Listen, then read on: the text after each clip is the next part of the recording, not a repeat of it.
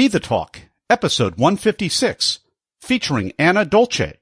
Welcome to Be the Talk. We go behind the talk 7 days a week for tips and techniques to help you change the world. I'm Nathan Eckel, and a talker myself. I'm interviewing others who change the world with their talk. You can too, even if you've never given a talk before. Let's get started with today's show.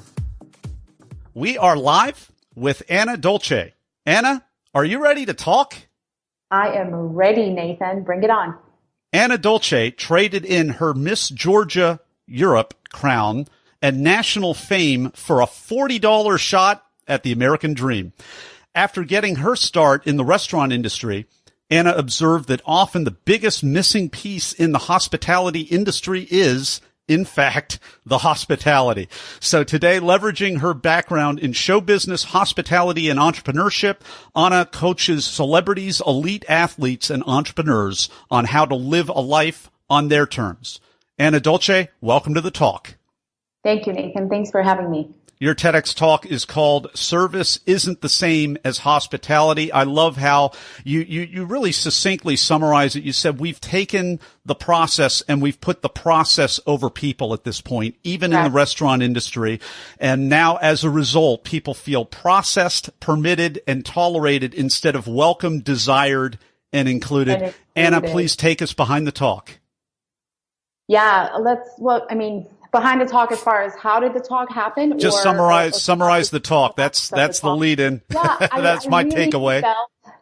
I really felt that, anywhere you go, and I live in Miami, which Miami is notorious for zero hospitality. And I'm not saying it's not happening at all, but it's very seldom that you actually feel included, invited, and welcomed to a business. A lot more often we feel processed, just like you just said, and just like I said in the talk. And what prompted me to talk about this is because I coach restaurant owners, and what they do is usually they focus on they call it service, and what they focus on, how are the mechanics of it executed? Mm-hmm. And they completely skim over the emotional, the human part of the service, which is hospitality. So I felt like it needed to be dissected and kind of pointed out what hospitality is and what service is and what each of it is not. Well, and you said it so succinctly, and I'm stealing your thunder, but it's just the notes I took from your talk. I love it. Service is a skill. Hospitality is a spirit. Yes. That says it all. Service, yeah. So service is the mechanics, the how-to part of anything we do. So for me to get on this podcast and put the microphone on right now and talking to you, or you doing the same thing, you're running the show, the mechanical and logistical parts of this podcast is the service, is how you deliver it, right? Delivery part of it. But how are you making me feel by welcoming me to the podcast, giving me the rundown of how it's going to go, and scaring me that you're not going to know what you're going to ask me? Believe it or not, that's hospitality. You just exemplified hospitality to me right before we went on live, and you're going to do it throughout this podcast, I'm sure. So I think there are two very, very important components of how we handle our business, our lives, because it can be, it's part of life as well as business.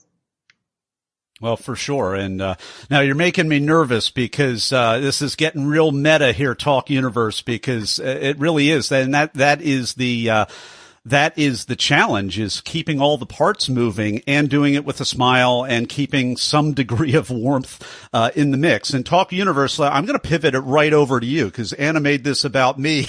And right now, we're going to make this about you. What are you doing? If you are an event planner, if you are a speaker, if you're a coach, if you do events, no matter what you do, if you're a healthcare, if you're a nurse, if you're a physician, if you own your own insurance agency, what are the extra touches that separate you from everybody else, that keep you from being a commodity? This is so valuable for every single person, because not only do we need to be competent, not only do we need to be the best at what we do, we also have to have the emotional intelligence to be able to do it very well. And that's really, in a world of experts, what sets us apart. How would you say that differently, or what would you add? I absolutely agree.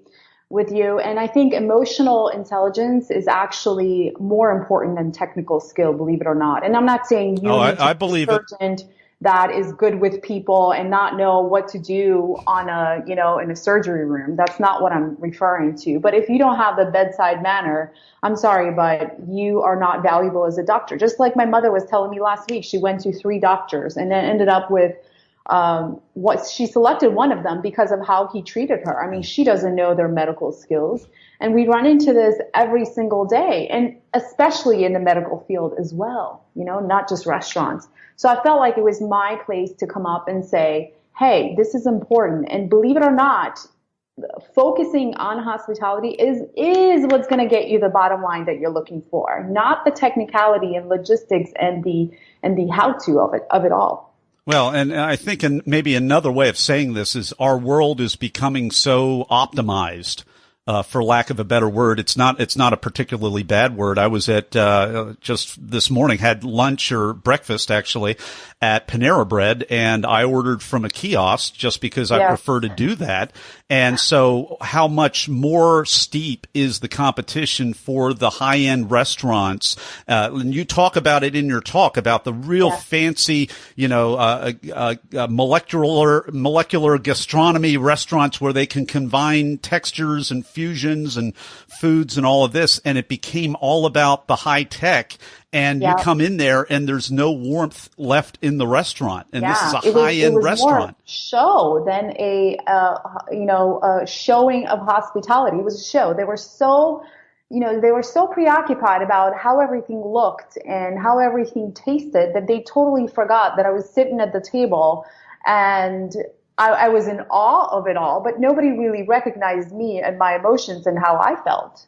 They really didn't. Well, you can't see the forest from the trees sometimes. Sometimes you miss, you just miss the whole point of it all. And, I know different diners prefer different things. And, I would imagine the more upscale you're used to and the more you value unique experiences, which can be the food, but then, the service and the way that you're treated, when nothing else, separates you and when price isn't an option, I would think that would be the main differentiator. It definitely is. It definitely is. I mean, how many times we all have gone to a restaurant because of how well they treated us as opposed to how their food tasted. I mean, I always say I don't go to restaurants with just good food and just good service. I go to places where they treat me like I matter and they see me, right? Yeah. And we all subconsciously do that. Yeah. So, where else? We kind of put an open net out there, but, you're coaching people, who are elite athletes, who are celebrities, who are in different, environments, who are entrepreneurs. What are some, other, takeaways and applications outside the hospitality industry? It's everywhere, but what are some specific, things that you've done, with your clients to help them up level, their awareness and then their level of service in wherever, industry they are? Yeah. Good question. I mean, every body has a different challenge, but what I discovered is it's really coming down to the human factor and humanity factor. And I define hospitality as recognizing each other's humanity. And, I said it in the talk, that's our biggest job and our best skill. And believe it or not, working with non-restaurant clients or non-hospitality clients, it really comes down to the same thing. Just like yesterday, I had a conversation with Emmy Award winner whose challenges are totally related to hospitality because all he needed to do is recognize other people as they are humans, and I shouldn't forget that they are humans as well. So, there are so many ways that I can apply hospitality in anything else, but when it comes down to my clientele, it's a very diverse set of people. There are entrepreneurs and there's business coaching and there's private coaching that I do. But believe it or not, every business challenge is a person challenge. There is no businesses without people in them. And when businesses get better, when we as people in the business get better. So even though I have business clients, it always ends up being this personal conversation about not the issue itself and how to solve the issue, which is the technical part, which is the easiest part, but how do you think about it, right? It's always a mindset conversation. So in my work, what I do is, my biggest challenge is to be able to shift your perspective in a way that you don't go back to the same old thinking. If it doesn't serve you, you don't go back there. So I come in as a coach to give you another perspective and have you buy in on that perspective and then apply it to your life, whether it's your business or your life. You know, Anna, are there certain people that maybe you started working with and coaching, and maybe initially, maybe in your earlier days, they surprised you because they almost didn't make the cut, and then they were able to perhaps improve and surprise you beyond what you thought they would do in a certain amount of time? Or are there kind of surprises that you have in terms of who you work with and what they're able to do in terms of their awareness or their will to change, I guess is what I'm really getting at. Yeah, I do. I remember one of my clients who was a restaurant. A gentleman owned 3 restaurants, and he seeked me out and he wanted help. And he was one of those people who said, you know what, I'm doing good, but you seem to know what you're doing. So show me what you can do for me. It was kind of his attitude. And I said, okay, well, let's see what we can do. So once we started working, he was so resistant to change. And this was a guy who, he would help Yelp reviews, and whenever there was a negative review, he would get on the computer and type away in a very sarcastic and very borderline nasty way. So that's not what we want to see as people, we're going to go to that place. Yeah, he took it so personally. And there are restaurants that pride themselves on being rude, and you go there to be treated rudely, and that's kind of the shtick. But I'm thinking that this wasn't supposed to be one of those places, correct? Correct. and he just took it too far every time. And this was one of the conversations that we had. I said, you shouldn't be responding to those reviews if you take it this far. So again, hospitality. But he surprised me because we worked together for 6 months, and he had tremendous changes in his business. And at the end of the day, he was not a very expressive gentleman. And at the end of it, he says, you know what, Anna? And he had never said a praise about our work or me or any of his experiences. But you know what? He's like, I know I've been an a-hole, but I'm so thankful for you. So at the end, he did realize that, you know what, all I had to do is just invite another perspective in, show me the better way. And he was willing to do it. Overall, he did it, and he was better off for it. So he was definitely a surprise, just because how sarcastic and how closed off and guarded he was in the beginning. So yeah, I have a couple of cases like that. So we're learning the power of coaching talk universe with Anna Dolce. And in a moment, we're going to be right back with Anna for the Blitz Round. People ask, how could I start a 7-day-a-week podcast? It's because of what I've learned from my mentors. Some of the best mentors in history aren't around anymore. They've left hours of one-on-one mentoring behind in their books. Each month at Classics on Tap, I record a new chapter from a classic business book to help you make a difference. Download your first chapter at classicsontap.com. And we're back with Anna Dolce in the Blitz Round. I'm going to ask her a series of either-or questions related to the preparation and performance of her recent branded talk. Anna, are you ready? I am ready. Question number 1. Were you selected to speak, or did you apply? I actually applied.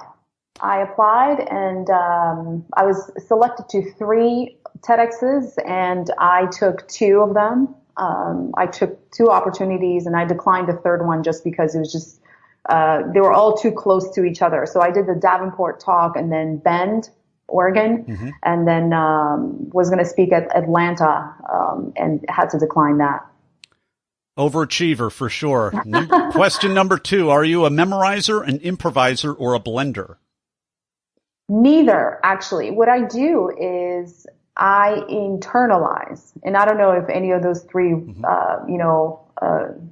are the same as what I'm saying, but what I do is I go over my talk and my subject so many times that I do not memorize and I do not improve. I think both of those can be disasters because I did one talk.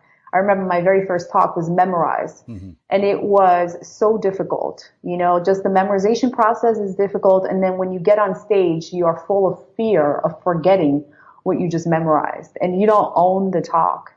So I say just go over it so many times that you don't need to memorize. It just flows out of you. And that's what I call internalizing. Maybe I'll need to add that as a fourth option for the future. Talk Universe. You kind of did. I mean, I think the third option is what you meant, really. Well, I think you're describing a legitimate fourth option here. So I'll think about adding that. See, add the new perspective in the future. You know, Talk Universe, it's really important. And I'm listening to Anna on this because she's given multiple talks and she's been accepted at even more. So, I mean, and she gives good talks. I mean, watch the talks in the show notes. I'm going to tell you in a moment here how you can do that and where you can go to find that. And you need to know yourself. You need to know how you process. You need to be able to kind of describe that a little bit. And I think you might be on to a fourth way right there. That isn't. I mean, I think a blending is what I normally would categorize that, but listening to your explanation, you know, might just be a fourth option there. The talk becomes you. You know, you don't do anything with the talk. It becomes a part of you and it flows out of you. That's the result that you're going to get. And that's what you want on stage because you want to be as comfortable and confident as you can be on stage. And the only way you can do it is when the talk is yours. You own it. So I call that being prepared and present, and that's not always the same thing. Some people are just great improvisers and they can get through it, but we know, you know, the more of these things you watch, you know what a truly quintessential, you know, branded talk, whether that's a TEDx or a TED or a Idea City or a Q or what, all the things that are out there. All right. Next question. That was we were camped out on there for a little while. Did you have nerves or were you in the zone or neither or both? No, I don't have nerves. I mean, my talk at Bend, Oregon was second to the last talks, and there were 12 or 14 talks, and mine was one of the last. And it wasn't nerves, but there was a lot of waiting around. So we got there very early in the morning, and my talk was like 5:30 p.m. So I had to just wait around. And when you wait around, it's kind of like a lot of waiting, like, okay, I just want to do this already. You know, it was one of those. But on stage, I don't have nerves. I actually get excited. I get super excited, and my mind was completely blank before I went on stage. And then you step in and you just give it to the audience. Anna, were you a closer, or it sounds like you were fairly late in the lineup? Yeah, I was second to the last. Oh, wow. So what advice do you have for people that are next to last or closing? I don't think there is a bad spot to be in. You know, some people, when I was giving the talk, other speakers were kind of judging their own spots. Like, oh, I'm so glad I'm last. Oh, I'm so glad I'm first. Oh, I'm so glad I'm in the middle. And they were just justifying like, oh, okay, this is a good thing. And some were not. So I don't think you can be in a bad spot. You should be grateful that you are on stage, period. And if you give a impactful talk, they're not going to forget you. Because my rationalization was, oh, okay, I'm second to the last. They're not going to forget me. As long as they're all there, they're going to hear me and they're going to remember me, you know? But I think that's false. I think it's a myth. You are where you are for a reason, and just rock your spot and deliver the greatest talk you can. What's a tip, a technique, or a tool that helped you? Just start preparing early and even if you improvise, you talked about improvisation before. I would say if you're given a 18-minute talk or TED talk or TED style talk, you have no room for error, as far as you have no room to blabber or not get to the point. Every single word has a meaning. You have to make it so concise.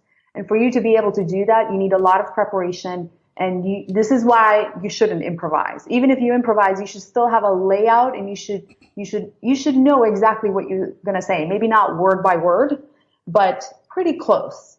and then you start internalizing it. So my biggest tip is to prepare as early as you can, because your talk will evolve and change. What you're going to start with, that's not what you're going to say on stage. Guaranteed.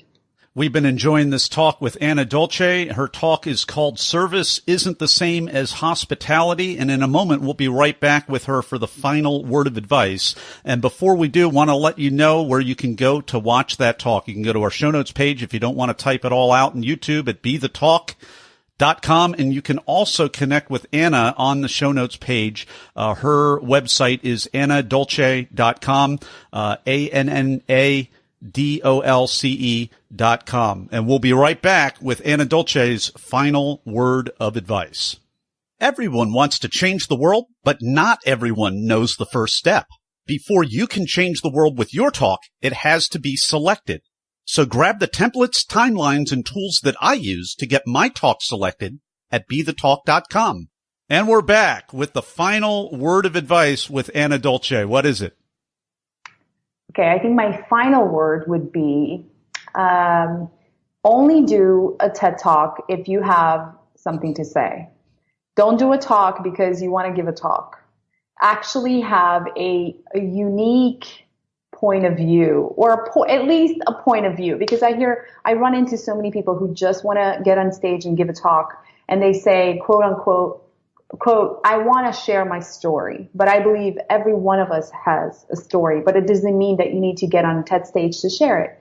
TED is all about new ideas that are not talked about before. TED is about unique ideas that, again, shift your perspective in a way that you don't go back to the same old perspective again. That's what TED is about. And if you don't have that, don't get on stage. You don't need to be there. Just like people who want to write books, they're like, okay, I just want to write a book. Well, don't write a book because you want to write a book. Write it or speak it because you actually have something to say. That's the biggest error in thinking that I observe. Anna Dolce, thanks so much for your time coming on the talk today and sharing your wisdom with Talk Universe. Thank you, Nathan. Thanks for listening to Be The Talk. For tips and resources to help you change the world, go to BeTheTalk.com. See you tomorrow.